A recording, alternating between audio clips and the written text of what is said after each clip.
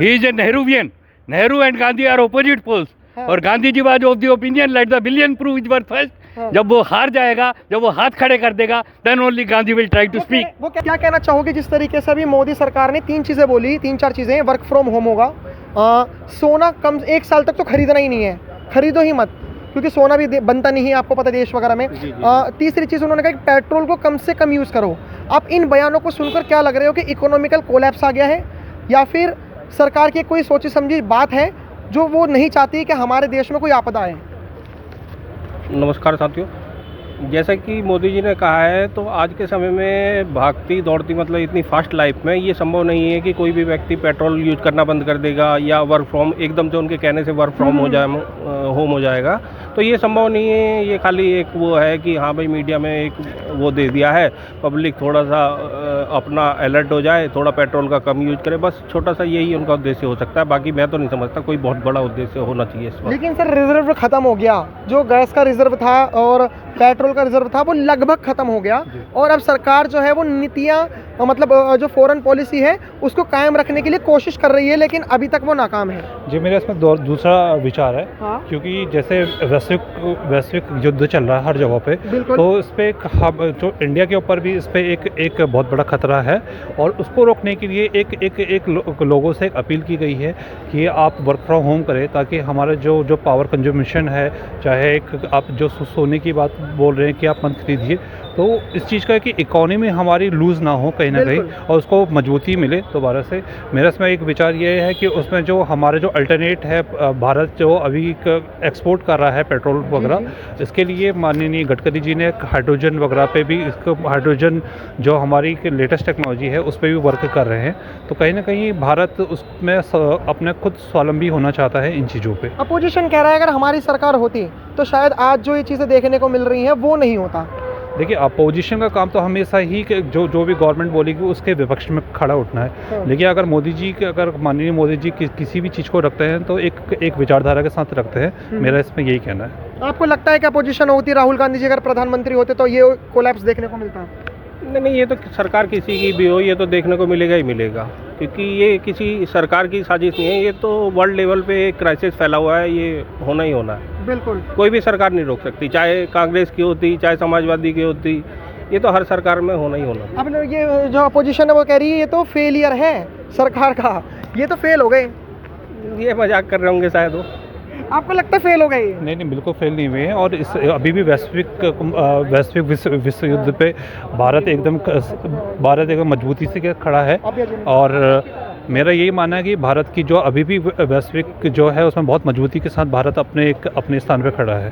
ठीक है. मेरे को आपको सर, आपने मोदी जी का स्टेटमेंट सुना होगा, उन्होंने 3-4 बातें कही हैदराबाद से जब वो जन संबोधन कर रहे थे. वो कह रहे थे कि पेट्रोल कम से कम यूज़ करें, वर्क फ्रॉम होम लगभग करते रहें आप, क्योंकि बड़ी बड़ी कंपनीज को भी अब आदेश मिल जाएंगे कि वर्क फ्रॉम होम पर ज़्यादा. देखिए, भारत के माननीय यशस्वी प्रधानमंत्री नरेंद्र मोदी जी ने जो कहा है, हाँ? वो बिल्कुल ठीक कहा है, हाँ? और राष्ट्र हित में कहा है, जनहित में कहा है.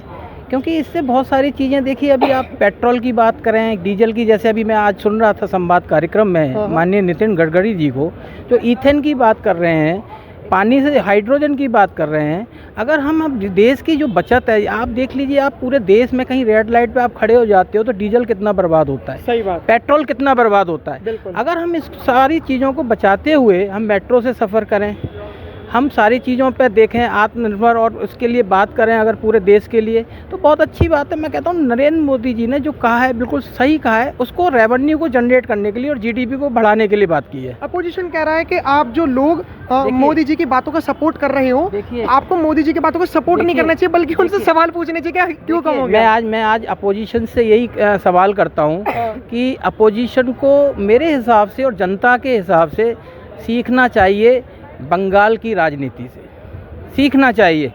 वहाँ देखिए कितने सालों से ममता बनर्जी का राज था, और ममता बनर्जी का राज था, वहीं कार्यकर्ताओं ने देखो आज कैसे कहाँ से कहाँ धाराएं पलट दी. लेकिन सर, आप जो कार्यकर्ताओं की बातें कर रहे हैं उनको पेट्रोल तो नहीं मिलेगा ना प्रॉपर तरीके से? बिल्कुल सारी चीज़ मिलेगी, ऐसी नहीं है. आज वो तमिलनाडु की बात कर लीजिए, तमिलनाडु क्या है, बीजेपी का नहीं है, बिल्कुल वो कांग्रेस का है. क्या विजय जी ने आज देखिए 200 यूनिट वहाँ भी फ्री कर दी. आदमी काम करने वाला होना चाहिए ना. तो नरेंद्र मोदी जी काम करने वाले हैं, देश में काम कर रहे हैं, और इससे अच्छी क्या बात चाहिए आपको? बताइए. आप ये देखिए ना, नितिन गडकरी जी ने कितने रास्ते बना दिए, अच्छा, कहाँ से कहाँ जोड़ दिया। आपने ना तमिलनाडु की बात करी, वेस्ट बंगाल की बात करी, लेकिन मैं समझ गया कि आप ना थोड़ा बहुत मतलब काफी अच्छा राजनीतिक चीजें जानते हो। ओपोजिशन कह रहा है कि ये जो क्राइसिस हैं ये तो बहुत पहले ही आ गए, लेकिन मोदी जी ने सब्र रखा चाणक्य नीति द्वारा। उन्होंने सोचा कि पहले पांचों के पांचों राज्यों में इलेक्शन निपट जाएं, उसके बाद मैं जनता को बताऊंगा कि हमारे पास तो क्राइसिस बहुत पहले से ही आ गई थी। देखिए, आपको बता दें, आपने बहुत अच्छा क्वेश्चन किया है मुझसे।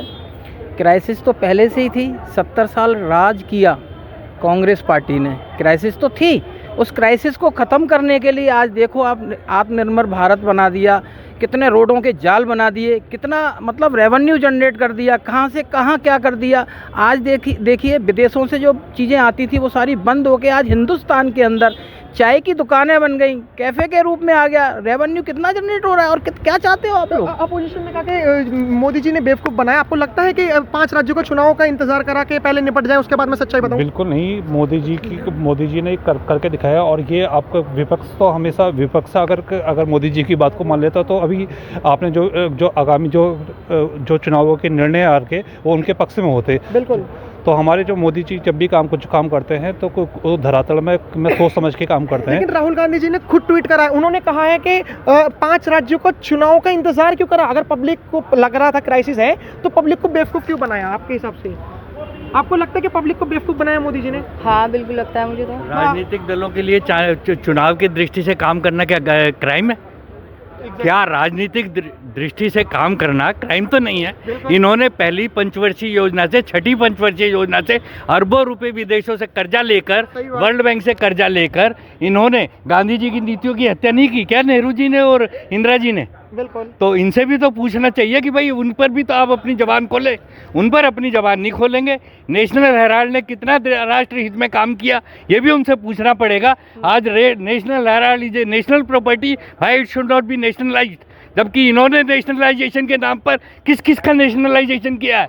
क्या नेशनल हेराल्ड का नेशनलाइजेशन नहीं होना चाहिए? लेकिन ये कह रहे हैं इनसे पूछे ना। ये कह रहे हैं कि जो पेट्रोल में जो आप बता रहे हैं मोदी जी इथेनॉल मिल रहा है। नहीं, हाँ। एथेनॉल की अलग बात है। हाँ। उन्होंने कहा है मोदी जी ने अभी कल ही हैदराबाद में जन संबोधन करते हुए कि आप पेट्रोल को कम से कम इस्तेमाल करिए, सोना 1 साल तक तो खरीदिए मत, क्योंकि हम जिसके ऊपर कम डिपेंडेंट से है। कम इस्तेमाल, मित व्ययी अपरिग्रह तो गांधी जी ने एकादश व्रत में कहा है। उस बात को यदि आज मोदी जी कह रहे हैं तो इनको बुरा क्यों लग रहा है? इनको बुरा लगने की जरूरत ही नहीं होनी चाहिए। अपरिग्रह के अंदर हमारे को महात्मा गांधी जी कह गए, राष्ट्रपिता कह के गए हैं, तो उसमें क्या गलत बात कह दी मोदी जी ने? राहुल गांधी जी तो कह रहे हैं कि राहुल गांधी जी गांधी नहीं है। Rahul Gandhi ji is a pseudo Gandhian, he is a Nehruvian. Nehru and Gandhi are opposite poles. और Gandhi ji was of the opinion let the billion prove is worth first. जब वो हार जाएगा, जब वो हाथ खड़े कर देगा, then only Gandhi will try to speak, वो कह रहे हैं then only Gandhi will come in picture. Sir वो कह रहे हैं कि 5 राज्यों का चुनाव मोदी जी ने क्यों इंतजार करा, क्यों नहीं पहले बताया? चुनाव के लिए करना तो कोई क्राइम नहीं है। चुनाव इस बाकी यदि आप गांधी जी के डेमोक्रेसी की बात करना चाहते हैं तो गांधी जी कहते हैं let the Congress party be dissolved, let all these Congress parties are not even recognised by the constitution of Bharat. They are hijacking the democracy into mobocracy. They are playing divide and rule game. हाँ जी, बिल्कुल सुना है। उन्होंने कहा है कि petrol को कम से कम इस्तेमाल करिए। बिल्कुल सही कहा। एक बात बताइए मेरे को कि हमारे देश के अंदर सबको पता लड़ाई चल रही है। बिल्कुल। और सबको पता है कि इन चीजों की शॉर्टेज हो रही है। बिल्कुल। तो क्या राष्ट्र हित के अंदर हम लोग क्या 2 दिन पैदल नहीं चल सकते या 2 दिन कम गाड़ी इस्तेमाल नहीं कर सकते क्या? मैं गुड़गांव में रहता हूँ। मैं गाड़ी लेके आ सकता हूँ, लेकिन मुझे लग रहा है कि आज मेरे देश को जरूरत है। मैं मेट्रो में आया हूँ, खत्म बात। मैंने बचा लिया पेट्रोल देश के लिए, मैंने फॉरेन करेंसी बचा ली देश के लिए। अगर यही आदमी 140 करोड़ लोग सोच ले तो मैं समझता हूँ कि हमें पेट्रोल क्राइसिस महसूस ही नहीं होगा। ट्रैफिक जाम में विदेशी मुद्रा को बर्बाद करने का अधिकार नहीं है किसी को भी। ट्रैफिक जाम, बैलगाड़ी की स्पीड से गाड़ी चल रही हो तो गाड़ी में जाना क्यों जरूरी है? सही बात।